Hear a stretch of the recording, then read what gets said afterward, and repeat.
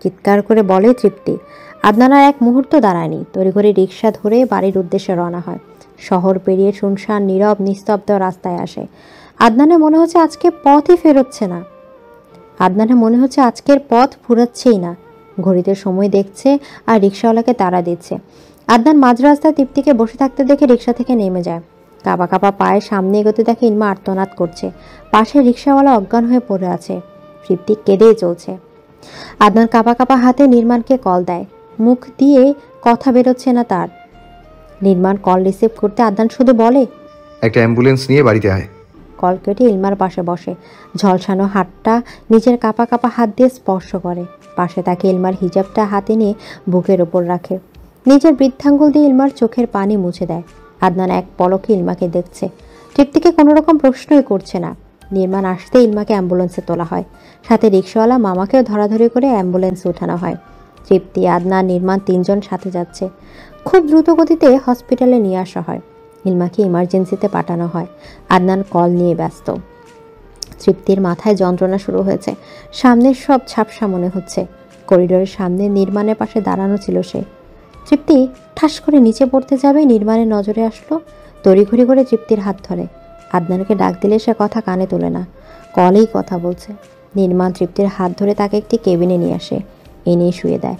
নার্সকে ডেকে ট্রিটমেন্ট করতে বলে। করিডোরে চেয়ারে বসেছে আদনান, চিন্তায় মস্তিষ্ক শূন্য প্রায়।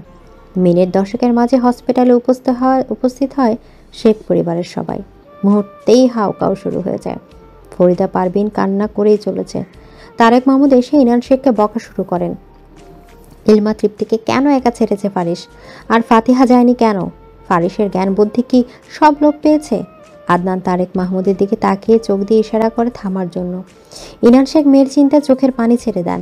নিজের অতিরিক্ত ইগো আর বাপের রাগের ভুক্তভোগী তার মেয়ে ইলমা। তৃপ্তির কাছে আসে ঈশিতা এবং ফাইজা। পাশে সোফায় বসে আছে নির্বাণ। ঈশিতা তৃপ্তির পাশেই বসে নিজের হাতের মুঠে মেয়ের হাত দিয়ে তাতে ঠোঁট ছুঁয়ে দেয়।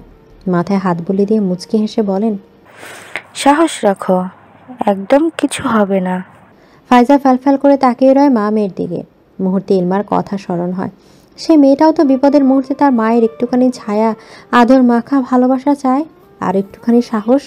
ফাইজা কখনো ইলমার প্রতি মায়ের দায়িত্ব পালন করেনি। না মায়ের মমতা দিয়েছে, না কখনো স্নেহময় চোখে তাকিয়ে আদরে ভঙ্গিতে ইলমা বলে ডেকেছে। কখনো ইলমার নাম মুখে তোলেনি কিনা সন্দেহ। ফাইজার চোখে ইলমা সবসময় বিষাক্ত কীট ছিল। আজকে যেন তার মাতৃত্ব জেগে উঠেছে। ইলমার জন্য হৃদয় কাঁদছে, খারাপ লাগছে। মেয়েটার কিছু হয়ে যাবে না তো? ফাইজা ইলমাকে যতই নিন্দে করুক, কিন্তু কখনো খারাপ কিছু হোক সেটা চায়নি, মৃত্যু কামনা করেনি। তার হিংসেটা এক জায়গায়, সেটা ইনান শেখ মেয়েকে বেশি আদর স্নেহ করেন। কিন্তু মায়ের ভালোবাসা না পাওয়া মেয়ের জন্য এতটুকু করা যায়ই। ইলমার জন্মদাত্রী মায়ের কথা মনে পড়ে ফাইজার। সে তো আরেক স্বার্থপর ছিল। সেজন্য ছোট্ট মেয়ে এবং সংসারের কথা ভাবল না, চলে গেল প্রেমিকের হাত ধরে। আহত রিকশাওয়ালা মামাকেও চিকিৎসা প্রদান করা হয়। আদনান নিজের তার পুরো খরচ বহন করবে। সেজন্য তার চিকিৎসা ঠিকঠাক করছে কিনা সেদিকে বেশ ভালোই নজর দেওয়া হচ্ছে। ইলমাকে কেবিনে নিয়ে আসা হয়। ভাগ্যিস তার উপর ছুঁড়ে মারা এসিড হাতে পড়েছে এবং গালের সামান্য অংশে লেগেছে। যদি পুরো মুখ, চোখ এবং গলায় পড়তো তাহলে তার বেঁচে থাকার রিস্ক হয়ে যেত। ইলমার কপাল কিছুটা হলেও ভালো, সেজন্য অল্পের জন্য বেঁচে গেছে। ইলমাকে 2 দিন হসপিটালে রাখার কথা জানানো হয়। ইনান শেখ না করে দিয়েছেন। হসপিটালে রাখবেন না, তিনি বাড়িতে নিয়ে যাবেন। ইলমা সুস্থ না হওয়া পর্যন্ত একজন নার্স রাখা হবে। এছাড়া যে কোনো প্রয়োজন ডাক্তারকে কল করা হবে। প্রয়োজনীয় ওষুধপত্র নেওয়া হয়েছে। রাত 8:30টার দিকে ইলমাকে নিয়ে বাড়ির উদ্দেশ্যে রওনা হয় সবাই। আদনান এবং নির্মাণ যায়নি। তারা রিকশাওয়ালা মামাকে নিয়ে তার বাসায় পৌঁছে দিয়ে আসবে। যে কয়দিন অসুস্থ থাকবে, কাজে যেতে পারবে না, কাজের টাকা দেওয়া হবে। যাওয়ার সময় তারেক মাহমুদ আদনানকে কিছু টাকা দিয়ে গেছে রিকশাওয়ালাকে দেওয়ার জন্য। আদনান ওষুধপত্র নিয়েছে, সাথে কিছু ফ্রুটস, টুকটাক খাবার। ওভারকল করে 2 বন্ধু রওনা দিয়েছে রিকশাওয়ালার বাসার উদ্দেশ্যে। আদনান বেশ গুরুগম্ভীর ভাব করে বসে আছেন। নির্মাণ রিকশাওয়ালা মামাকে জিজ্ঞেস করে, মামা আপনার নাম কি? লোকটা অস্পষ্ট স্বরে বলেন। তখন আদনান বলে ওঠে, মামা চিন্তা করবেন না, তাড়াতাড়ি সুস্থ হয়ে যাবেন। আপনি সুস্থ হওয়ার পর আবারও আপনার সাথে দেখা করব আমি। লোকটা মাথা নাড়ায়। নির্মাণ সূক্ষ্ম দীর্ঘ শ্বাস ছেড়ে বলে, আজকের ঘটনাগুলো নিয়ে ভাবছিস? আদনান আওড়ায়, অনেকবার ভেবেছি, কি মনে হয়? সবটাই প্ল্যানিং করে। কিন্তু ফারিসের সাথে তো আমাদের পরিবারের কোনো শত্রুতা নেই। তাহলে ও নিজের বিয়ের জন্য ঠিক করা মেয়ের বিরুদ্ধে কেন ষড়যন্ত্র করবে? মেরিচার সাথে ওর শত্রুতা নেই। ওই তো নিজেই সেদে সেদে সম্বন্ধ পাকা করেছে। তাহলে হুম, তাহলে সেটার উত্তর পাবো আজকের পুরো ঘটনা তৃপ্তির থেকে শোনার পর। তোর বোনকে বিয়ে শাদী দিবি? আদনান ভ্রু কুঁচকে তাকায়। নির্মাণকে ওপর নিচ পরখ করতে নির্মাণ চেঁচিয়ে বলে, খারাপ নজর দিবি না। থুক্কু, বেটা মানুষের দিকে নজর দেব কেন? আমি তোর মুখ দেখছি, পরিবর্তন হয়েছে কি না। আগে তো দেখলেই বোঝা যেত বারো ব্যাটারি। তোর বোনকে দেখার পর সব ছেড়ে দিয়েছি। তোকে ভরসা করি না। আমাকে নিজের দুলাভাই হওয়ার সুযোগ দে। পরে ভালো লাগছে না কিছু। আদনান সিটে হেলান দিয়ে বসে। মাথাটা প্রচুর ব্যথা করছে। ফারুক মামাকে তার বাসায় পৌঁছে দিয়ে টাকা পয়সা দিয়ে দুজন আবারও ব্যাক করে নির্মাণকে বাসার উদ্দেশ্যে। আদনান আজকে আর বাড়ি যাচ্ছে না। নির্মাণ একটা সিগারেট ধরায়, এক টান দিয়ে আদনানের দিকে বাড়িয়ে দেয়। আদনান জ্বলন্ত সিগারেটটা নিজের হাতে নেয়। সেটার দিকে তাকা চোখের সামনে ভেসে ওঠে মসজিদের সামনের দৃশ্য। পবিত্র নারীর হাত ধরেই তো সব খারাপ ত্যাগ করেছিল। আজকে তার অনুপস্থিতিতে সে খারাপটা নিজের মাঝে নিয়ে আসার মনে হয় না। আদনান চুপচাপ সিগারেটটা নিচে ফেলে দেয়। পা দিয়ে পিছিয়ে নির্মার দিকে তাকে মৃদু হেসে আওড়ায়। যার হাত ধরে সিগারেট খাওয়ার বাজে অভ্যাস ত্যাগ করেছি, তার অনুপস্থিতিতে সেই সিগারেট কেন গ্রহণ করব? বোকা, সিগারেট খেলে মন হালকা হয়ে যায়, এটা একটা নেশা। কিন্তু আমার নেশা তো প্রেমিক নারীর ওই দুটি চোখে, আমার ভালো থাকা ওই একটা মায়াবী মুখে। মন হালকা করার জন্য এই একটা মায়াবী মুখে চাহনিই যথেষ্ট। তাহলে আর বিয়ের ব্যাপারটা হাসি মুখে উড়িয়ে দিচ্ছিস কেন? ও অন্য কারোর হয়ে যাবে। অন্য কারোর হয়ে যাবে, তবে এখনো হয়নি। মানে? তোর কি মনে হয় আমি আমার প্রেমিক নারীকে অন্য কারোর হতে দেব? তাহলে এরকম চুপ যে? আদনান দীর্ঘশ্বাস ছাড়ে এবং বলতে শুরু করে, সেদিন জয়ের সাথে আদনানের মারামারি ঝামেলা হয়েছিল ইলমার সামনে। সেখানে ইলমাকে বকাঝকা করে রাগ দেখে চলে এসেছিল আদনান। সেদিন আর কেউ কারোর সাথে কথা বলেনি। ইলমার সাথে ইনান শেখ ব্যালকনিতে কফি খেতে বসেছিল। ভুলবশত আদনান ইলমাকে ডাক দিয়েছিল। সেদিন ইলমার রুমে চলে যাওয়ার পর ইনান শেখ ব্যালকনির গ্রিলে হাত রেখে আদনানের দিকে তাকিয়েছিলেন কিছুক্ষণ। এরপর আদনানকে বলেন, ব্যালকনিটা পাশাপাশি হওয়ায় খুব সুবিধা হয়েছে, তাই না? আদনান খুব অবাক হয়েছে। জবাব দেয়, কিসের সুবিধা? সেটা আমার থেকে ভালো তুমি জানো। বাজে কথা বলবেন না। আমার কাছে প্রমাণ আছে। কিসের? আমি জানি তুমি ইলমাকে পছন্দ করো। হয়তো আমার মেয়েও তোমার জালে ফেসে গেছে। আমি যখন চট্টগ্রামে গিয়েছিলাম তখন দুজন রাতে বাইরে ঘোরাঘুরি করছো। I am right? আদান সবিস্ময় নিয়ে তাকিয়ে রয়। তারা দুজন রাতে বেরিয়েছে সেটা ইনান শেখ কী করে জানলো? বাসার কেউ তো টের পায়নি। সেখানে ইনান শেখ চট্টগ্রাম থেকে কী করে টের পেল? আদানকে ভাবনায় তলানো দেখে ইনান শেখ মৃদু হেসে বলেন, অবাক হচ্ছ? হবারই কথা। আমি নিজেও ভীষণ অবাক হয়েছিলাম। আমার ঘর কোনো বাবা ভক্ত মেয়ের কি করে তোর মতো বাজে ছেলের সাথে সম্পর্কে জড়িয়েছে, যাকে তার বাবা পছন্দ করে না। সে কি করে ভাবলো আদনানের মতো বাজে ছেলেকে তার বাবা মেয়ের জামাই হিসেবে মেনে নিবে? ইনান শেখের কথায় আদান বিরক্ত হয়ে জবাব দেয়, বিয়ে আপনি না মেলিচা করবে, সংসারও সেই করবে। বিয়ে এবং সংসার যেহেতু মেলিচার, সেক্ষেত্রে নিজের পছন্দে বিয়ে করা দোষের কিছু না। আপনার মেয়ের আমাকে নিয়ে সমস্যা নেই, আপনার এত সমস্যা কোথা থেকে আসলো? এছাড়া আপনি আমার যে বালের শ্বশুর, আপনার মেনে নেয়া না মেনে নেওয়াতে আমরা সারাক্ষণ চিন্তা করে মরবো। আদনান চোখ রাঙিয়ে বলেন ইনান শেখ। আদনান ভাবলে সেন। ইনান শেখ চোয়াল শক্ত করে বলেন, অনেক বলছি, তুমি হয়তো ভুলে গেছো। আমার মেয়ে আমার কথায় সব করতে রাজি। ওর থেকে দূরত্ব বাড়িয়ে নাও, মঙ্গল হবে। সেটা আপনার মেয়েকে বলেন, যদি দূরত্ব বাড়াতে পারে আমার তরফ থেকে আলহামদুলিল্লাহ। আমার মেয়েকে আমি কিছু বলবো না, তুমি ওর জীবন থেকে সরে যাও। সরব না? কি করবেন? ইলমাকে তোমার থেকে অনেক দূরে নিয়ে যাব। কতটুকু দূরে?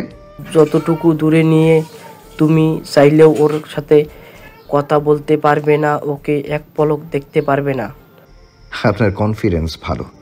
আমার মতো বাজে ছেলের কলিজায় হাত দেওয়ার চিন্তা ভাবনা করছেন। ও আমার মেয়ে। তো ওকে বলুন দূরত্ব বাড়িয়ে নিতে। আমি পারবো না। একবার বলছিলাম, সে মেনেছে। তবে দ্বিতীয়বার একেই ভুল করছে। এবারও দূরত্ব বাড়াবে, তবে দ্বিতীয়বার একেই ভুল করবে।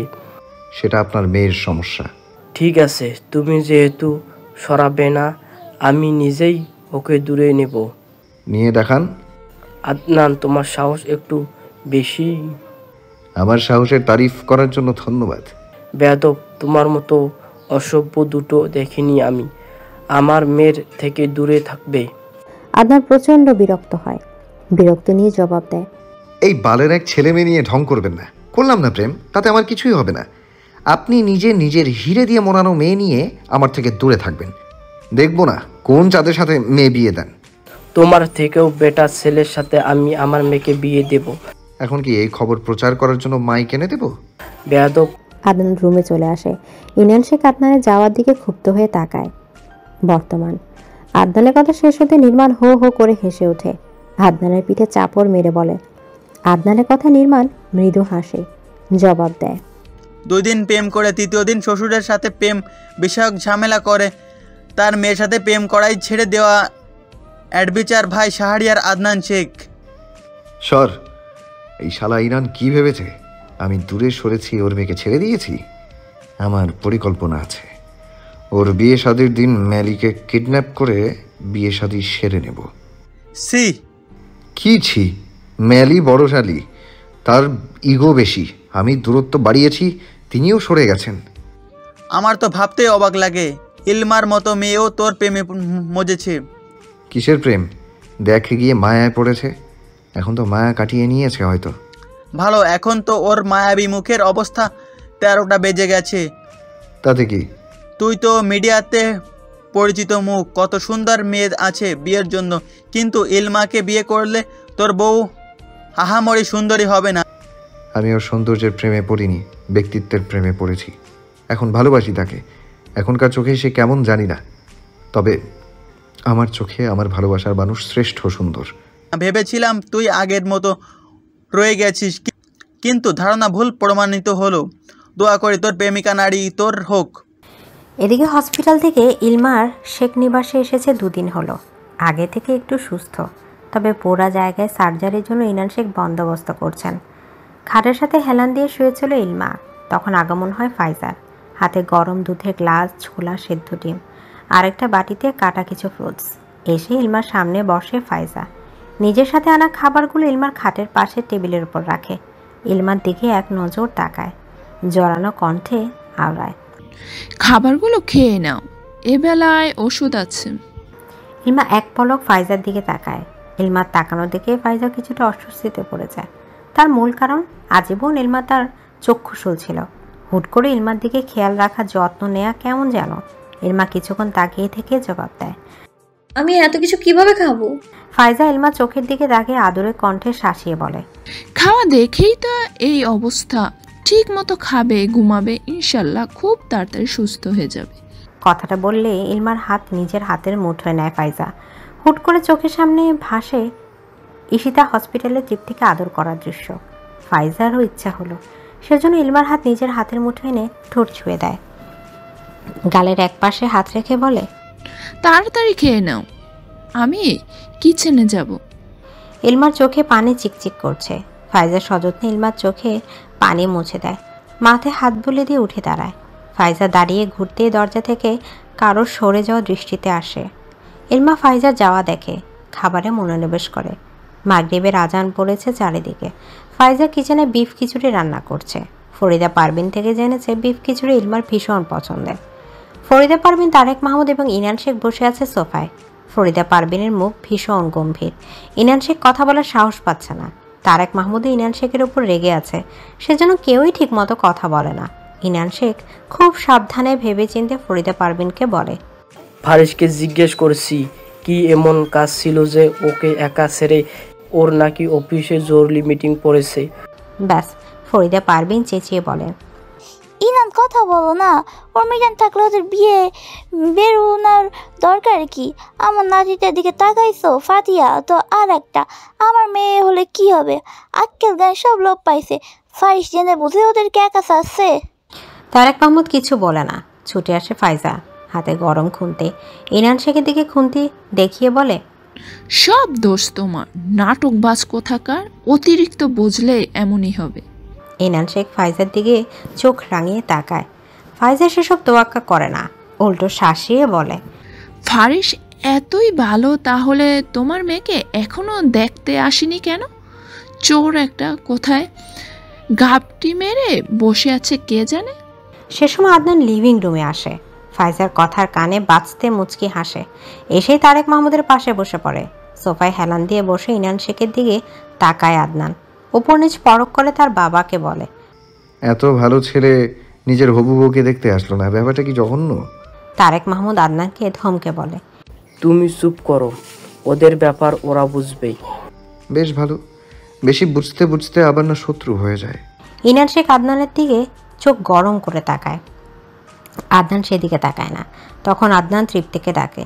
তৃপ্তি আসতে ফরিদা পারভিনের পাশে বসে। আদনান তৃপ্তির দিকে তাকিয়ে প্রশ্ন করে, সেদিনের ঘটনা A to Z সবাইকে বলবি। তৃপ্তি মাথা নাড়ায়, বলতে শুরু করে, আমি ইলমা ফারিস ভাই শপিং করে আইসক্রিম স্টলে গিয়েছিলাম। সেখানে 3 জন আইসক্রিম খাওয়ার শেষের দিকে ফারিস ভাই কাকে যেন বলছে, কলে বলছে আইসক্রিমের দোকানে আছি, আর একটু অপেক্ষা করে আসছি। এরপর আমাদের দুজনকে রিকশায় উঠিয়ে দিয়েছে। ওনার কোনো কাজ আছে বা কি এরকম কিছুই বলেনি আমাদের। তারপর আমরা বাড়ির রাস্তায় ঢুকে জয়কে অনেক ছেলেপেলের সাথে মাইক্রো সামনে দাঁড়ানো দেখছিলাম। রিকশাওয়ালা মামা রিকশা থামাতে জয় এসে ইলমার হাত ধরে টেনে রিকশা থেকে নামিয়েছে। ইলমার হিজাব খোলার সময় আরেকজন ক্যামেরা ধরে ভিডিও করছিল। আমি এগিয়ে আসতে আমায় থাপ্পড় মেরেছে, যার ফলে রিকশার হাতলের সাথে বাড়ি খেয়ে নিচে পড়ে যাই। মামা এগিয়ে গেলে তাকে মারধর শুরু করে। এক পর্যায়ে জয় ইলমার গলা চেপে ধরে থাপ্পড়ও মেরেছিল। ইলমার হাতে নখের আঁচড় দিলে তার দিকে অ্যাসিড ছুঁড়ে মারে, সাথে লাথিও মেরেছিল। তৃপ্তির কথা শেষ হতেই আদনান ইনান শেখের দিকে তাকায়। তিনি কপাল স্লাইড করেছেন। তারেক মাহমুদও ইনান শেখের দিকে তাকানো। সে কোনো রকম কিছু বলছে না। ফাইজা ইনান শেখকে খোঁচা মেরে বলে, বিশ্বাস ভালো, তবে অন্ধবিশ্বাস না। অতিভক্তি চোরের লক্ষণ। ইন্ডিয়ান শেখের এরকম বুদ্ধি নিয়ে অ্যাডভোকেট হলো কিভাবে ভাবতেও পারছি না। ইনান শেখ চোখ রাঙিয়ে বলেন, তুমি চুপ থাকবে? ও মা, সত্যিটা বলাতে গায়ে ফসকে পড়লো। আদনান ঠোঁট টিপে হাসছে। ইনান শেখ উঠে চলে আসেন।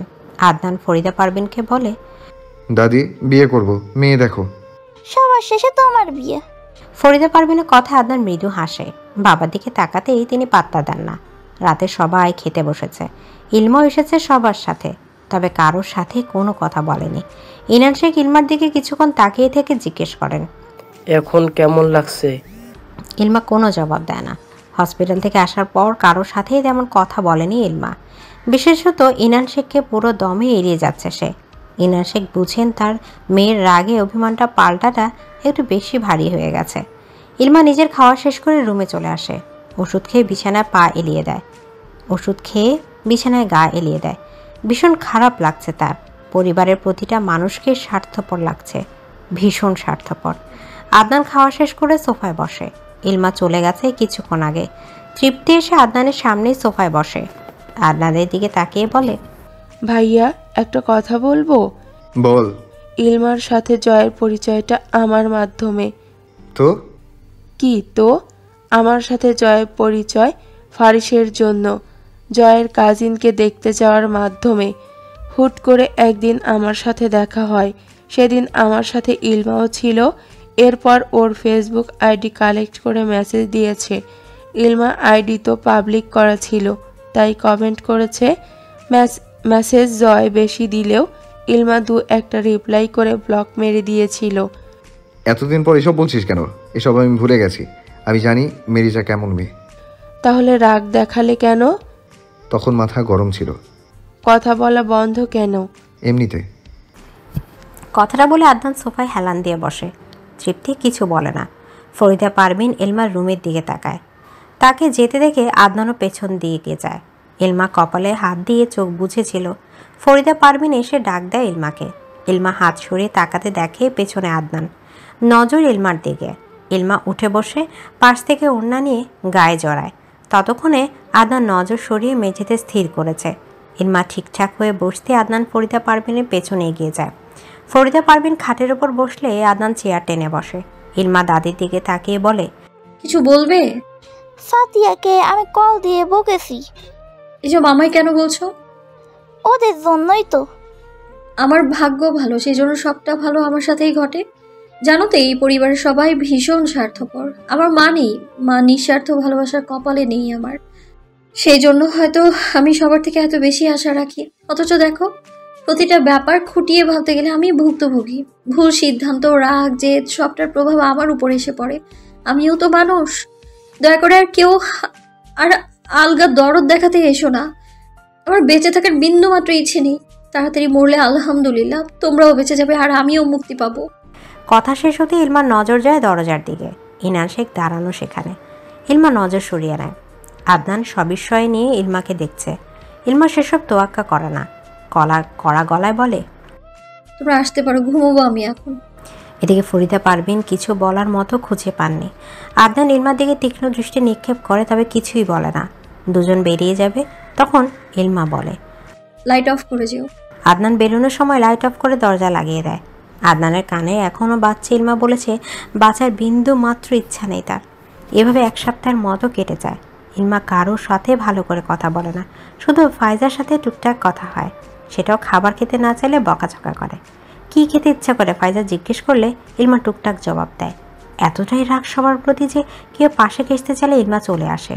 মোট কথা কারো কথারও জবাব দেয় না, ফিরেও তাকায় না। ইনান শেখ মেয়ের কথা ভাবলেই বুক ছ্যাদ করে ওঠে। যেহেতু তৃপ্তির সাথেও ইলমার তেমন ভাব নেই এখন, শুধু ফাইজার সাথে টুকটাক কথা বলে, সেজন্য ইনান শেখ ফাইজাকে বলেন ইলমাকে নিয়ে বাইরে বেরোতে, রেস্টুরেন্টে যেতে, শপিং করতে। ফাইজাও রাজি হয়। সেজন্য বোরকা পরে হিজাব বেঁধে ইলমার রুমে আসে। ইলমা তখন বই পড়ছিল। ফাইজাকে দেখে বই রাখে। ফাইজা ইলমার কাছে এসে বলে, রেডি হও। কোথায় যাব? রেস্টুরেন্টে। যাব না। আমার সাথে যেতে চাচ্ছ না? এরকম কিছুই না। চলো না। কিছুক্ষণ বলার পর ইলমা মেনে নেয়। দুজন রেডি হয়ে বেরোয় সে বাড়ি থেকে। একটা রিক্সা ধরে রওনা হয় রেস্টুরেন্টের উদ্দেশ্যে। ইলমা এই প্রথম ফাইজার সাথে বেরিয়েছে। ভাবতে কেমন ভালো লাগছে। ফাইজা থেকে একটু হলেও আদর যত্ন করছে, যে আদর যত্ন ছোটবেলা থেকে পাওয়ার আশা করেছিল। দুজন একটা রেস্টুরেন্টে আসে। খোলামেলা নীরব, তেমন কোনো ভিড় বা কোলাহল নেই। ফাইজা যায় খাবার অর্ডার দিতে। ইলমা নিজেদের চেয়ারে বসতে নজর আসে একটা ছেলে এবং মেয়েকে। ছেলেটা মেয়েটার হাত ধরে রেখেছে। ইলমা তড়িঘড়ি নিজের ফোনের ভিডিও চালু করে, জুম করে ভিডিও ধারণ করে। বেশি দূরত্বে বসা নেই দুজন। ইলমার ভিডিওর ধারণে সুস্পষ্ট ফুটে উঠেছে ছেলেটা মেয়েটার হাতে চুমু দিয়ে কিছু বলছে। মেয়েটা বেশ লজ্জা পেয়েছে। ইলমা ফোন নিয়ে এগিয়ে আসে সেদিকে। মেয়েটা ইলমাকে দেখে বলে। ইলমা ফোন লুকিয়ে নিয়েছে। ফারিস ইলমাকে দেখে চমকে যায়। রোদিয়ার হাত ছেড়ে দেয়। ইলমা ফারিসের দিকে চোখ ভরা ঘৃণা দিকে তাকায়। মেয়েটার কথা জবাব দেয় না। ফারিস ইলমাকে দেখে প্রচণ্ড বিরক্ত হয়। বলে, ইলমা রোদিয়ার দিকে তাকিয়ে ফারিসকে বলে, Rodiya, meet my cousin Ilma. Who's she? Faris জবাব দেয়, ফ্রেন্ড। দেখেছি, আমার বাবার কাছে ভালো সাজতে আসলে খবর আছে। আজব, তোমার বাবার কাছে আমি ভালো সাজবো কেন? তোমার বাবা নিজেই আমার ভক্ত। ওমা, ভালো তো। আর তোর হিংসে হচ্ছে বুঝি? থুক, তোর সাথে কথা বলতেও আমার ঘৃণা হচ্ছে। ভিডিওটা ভালোই ডিলিট করে দিবি। আমি কোনো ভিডিও করিনি। ফারিস রোদিয়াকে চোখ দিয়ে ইশারা করলে সে বেরিয়ে যায়। ফারিস আশেপাশে তাকায়, খুব শান্ত কণ্ঠে বলে, ভিডিওটা ডিলিট করে দাও মাই সুইটার। আমার নামে উল্টোপাল্টা কিছু বললে জানে চলে যাবে। ইলমার দাঁড়ানি পিছু হেঁটে সরে আসে। ফারিসও চলে আসে। ইলমার দপ করে বসে পড়ে। পেছন দিয়ে ফাইজা আসে। সে খাবার অর্ডার দিয়ে ওয়াশরুমে গিয়েছিল। ইলমাকে দেখে ভ্রুকুচকে বলে, কিছু হয়েছে? ইলমা মাথা নাড়ায়। খাবার আসতে আসতে ইলমা আদনানকে হোয়াটসঅ্যাপে ব্লক মেরে ভিডিওটা আদনানের হোয়াটসঅ্যাপে দিয়ে রাখে, যাতে ডিলিট করলেও থেকে যায়। দুজন টুকটাক কথাবার্তা বলে খাবার খেয়ে বেরিয়ে আসে। ফাইজা ইলমাকে জিজ্ঞেস করে, জামা কাপড় কিছু কিনবে? ইলমা মাথা নাড়ায়, জবাব দেয়, অন্য সময়, এখন বাড়ি চলো। দুজন বাড়ি আসতে দেখে ফারিস সোফায় বসা। ইলমা ফারিসকে দেখে বিরক্ত হয়। ইনান শেখের সাথে বসে কথা বলছিল। ইলমাকে দেখে ফারিস বলে, ইলমা কেমন আছো? ইলমা জবাব না দিয়ে রুমে যায়। ফারিস ইনান শেখকে বলে, ইলমার সঙ্গে আমার কিছু কথা ছিল। আগ্রহ প্রকাশ করলে বলবে, না হলে নাই। ইনান শেখের কথায় ফারিস অনুরোধের স্বরে বলে, আম রিয়েলি সরি। আমি যদি জানতাম ইলমার সাথে এরকম কিছু হবে তাহলে এক্ষুনি ওদের একা ছাড়তাম না। আসলে ভাগ্যে যা থাকে সেটা তো হবেই, তাই না? প্লিজ ইলমার সঙ্গে 2 মিনিট কথা বলার সুযোগ করে দিন, আমি ওকে সরি বলবো। ও আসুক। আরে কিছু বলার আছে। কথাটা বলে ফারিস নানির রুমের দিকে যায়। ইনান শেখ কিছু বলে না। ইলমা ফ্রেশ হয়ে ছাদে আসে। এসে খোলা প্রকৃতির দিকে তাকায়। চারপাশ মাঠ, তবে শহরের উঁচু বিল্ডিংগুলো দেখা যাচ্ছে। ইলমা রেলিং ঘেঁষে আটসাট হয়ে দাঁড়ানো। তখন ছাদে আসে ফারিস। ইলমা ফারিসকে দেখে থুতু ফেলে। ফারিস হাসি মুখে এগিয়ে এসে ইলমার পাশে দাঁড়ায়। ইলমাকে উপর নিচ দেখে বলে, আন্দাজে ছাদে এসেছি, ভাবতে পারিনি তোমায় দেখা পাবো। এখন কিন্তু তোমার বাবা জানে না আমি যে তোমার সঙ্গে আছি। কথাটা বলে ফারিস হাত এগিয়ে এনে ইলমার কপালে চুলগুলো সরিয়ে দিতে গেলে ইলমা হাত ঝাড়ি মেরে সরিয়ে দেয়। চোয়াল শক্ত করে বলে, আমি সত্যি বলছি, উল্টাপাল্টা কিছু করতে চাইলে মাথা ফাটাতে দুবারও ভাববো না একদম। বলার আগে ফারিস ইলমার গলা চেপে ধরে। দাঁতের দাঁত চেপে বলে, সেদিন তোকে মেরে দিলেই ভালো হতো, এত তেজ জানা ছিল না। ঠিক সেই মুহূর্তেই ছাদে পা রাখে আদনান। ফারিস সে ইলমার গলা চেপে ধরে রেখেছে, সাথে লাস্টের কথাগুলো কানে বাড়ি খেয়েছে। আদনান ফোন বের করে ভিডিও ধারণ করে সামনে এগোয়। আদনানকে দেখে ফারিস ইলমার গলা ছেড়ে দেয়। ইলমা কাশতে থাকে। আদনান ফারিসের দিকে তাকায়। ফারিস থতমত খেয়ে যায়। তুই এখানে? রোমান্স করছিলি নাকি যে আমি আসতে পারবো না? কন্ট্রোল ব্রো, এখনো বিয়ে হয়নি। বাজে কথা ছাড়। আদনান মৃদু হেসে এগিয়ে আসে। খপ করে ফারিসের কণ্ঠে নালি চেপে ধরে। ফারিস আদনানের হাত চেপে ধরে ছাড়া পাওয়ার জন্য। আদনান দাঁতের দাঁত চেপে বলে, কার কলিজায় হাত দিয়েছিস ভেবেছিস? নিজের রাগ দমে কিছুক্ষণ পর আদনান ফারিসকে ছেড়ে দেয়। এক হাতে ফারিসের কলা চেপে ধরে, অন্য হাত দিয়ে ফারিসের ডান হাত মোচড় দেয়। হয়তো হাতটা ভেঙেই গেছে। আদনান নিজের রাগ নিভাতে পারেনি, সেজন্য ইলমাকে বলে, জুতা খোল। ইলমা জুতা খুলে হাতে নেয়। আদনান ফারিসকে ইলমার দিকে এগিয়ে দিয়ে বলে, মন না ভরা অবধি জুতো দিয়ে আদর করতে পারবি, সুযোগ একবারই। আদনানের কথায় ইলমা নিজের রোগ খাপ মেটাতে ফারিসের গালে 2টা জুতার বাড়ি দেয়। কান্না গিলে দিয়ে তেজি স্বরে ইলমা জবাব দেয়, আমার থেকে 100 হাত দূরে থাকবি মুখোশধারী। ইলমা ছাদ ত্যাগ করতেই আদনান হেসে ফারিসের দিকে তাকায়। ফারিসের চুলগুলো ব্যাকপ্রাশ করে বলে, চুপ থেকে ভালোই খেলায় মেতেছিস। ইনান শেখের কাছে আমার আর মেরিচার সেদিন রাতে ঘুরতে বেরোনোর ছবি তুই পাঠিয়েছিস। ফারিস জবাব দেয় না। আদনান ফারিসের চুল টেনে ধরতেই ফারিস জবাব দেয়, হ্যাঁ, আমি সেদিন তোর আর এলমার ছবি তুলেছি, ফুল পরানো সময়ে ভিডিও করেছি। ইনমা সেখানে আমি তোদের ছবি ভিডিও পাঠিয়েছি। আর কি কি করেছিস? ফারিস ছটফট করে আদনানের থেকে ছাড়া পাওয়ার জন্য। আদনান ফারিসের নড়াচড়া দেখে শক্ত করে ফারিসের দুগাল চেপে ধরে। দাঁতে দাঁত চেপে বলে, ক্ষণিকের পোলা, আজকে তুই শেষ।